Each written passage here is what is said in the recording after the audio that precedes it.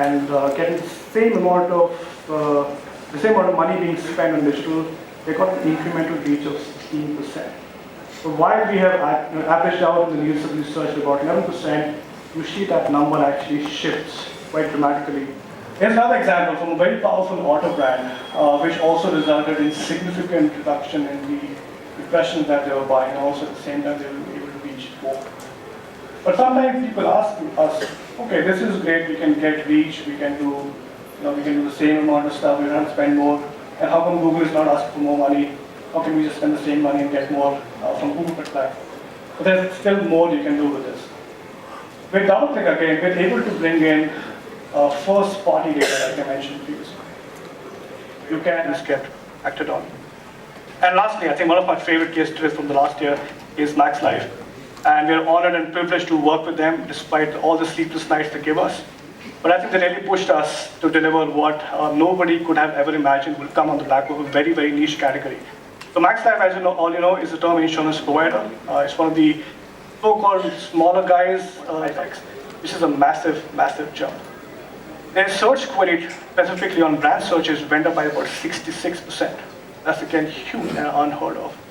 And not to forget the most important part, which is what was the impact on the business that Max Life was able to deliver, was close to about plus 70% in terms of sales.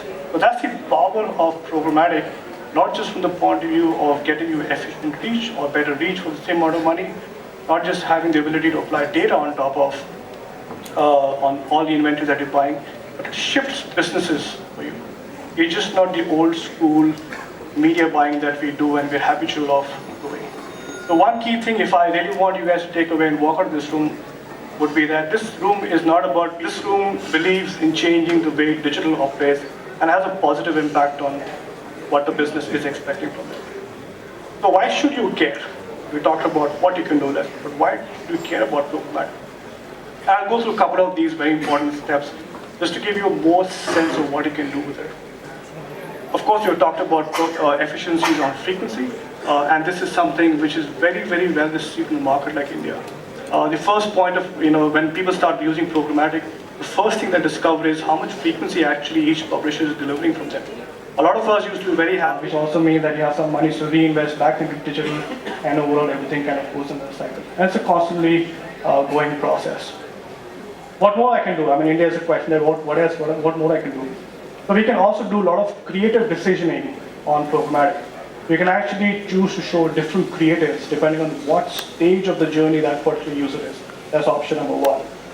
You can also show different creative based on what kind of audience that you're targeting. So if you happen to use a lot of Google data, or a lot of third-party audience data, or even your data for that matter, you can actually show different messages to different individuals across the world.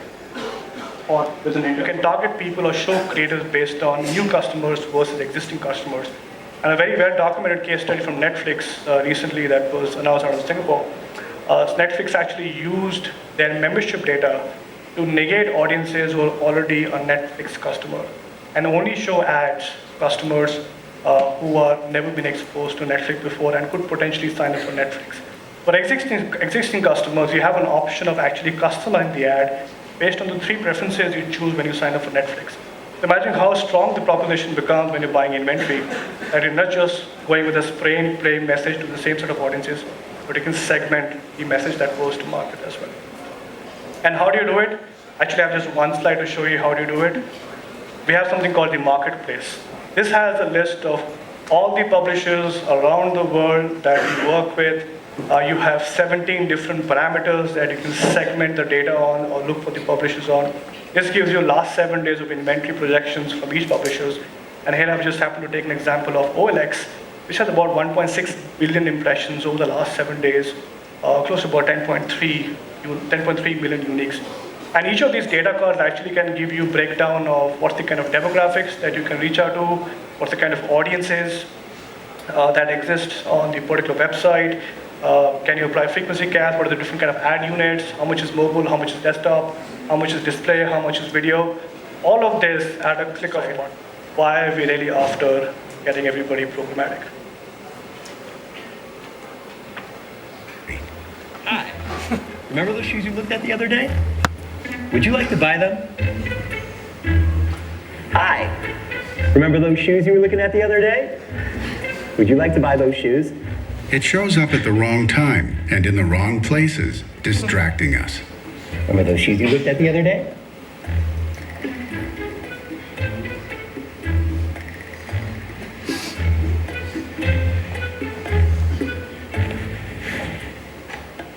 Shoes. Remember those shoes? You want to buy the shoes? I'm the publisher side, and I'm going to talk about the same, the other side of the same coin, which is the publisher story. So I've been working with the publishers for the last 3.5 years. And back in the day, most of the conversations were about how do we increase the fill rate of the remnant? As if like I had a switch which I could just turn on and increase it. Always about fill rate badao, right? But now the conversations have really changed. It's about, now we're having conversations about what commercial we need to target, with what audience and at what price. And that's what is happening, right? Prab spoke about what is programmatic, why is it important, and how you can adopt it. And while that is happening, we want to ensure that we give publishers the right tools to actually access that demand. We want them to actually get higher revenues with the control they have while they run direct sales campaigns. And also with streamlined workforce, save a lot of time. And I'm going to give you some examples of how this is actually happening. Most of you were there at the BCG presentation earlier. 57% time could be saved for publishers if they adopt PG. Sponsorships via programmatic ad. In just a few slides back, Prabhu showed you the marketplace. With marketplace, we are actually democratizing media buying. For the publishers who don't have sales teams in some areas, advertisers could actually find you and strike those deals, send you RFP and expand your reach of your sales. The thing was that we built it for standard formats. But we realized that advertisers want to reach their customers with innovative formats. And I'm happy to share that now you could do rich media creatives. So advertisers can use their impact budgets to buy programmatic. And I've got an example here. While advertisers have the access, publishers have the tools to run such creatives.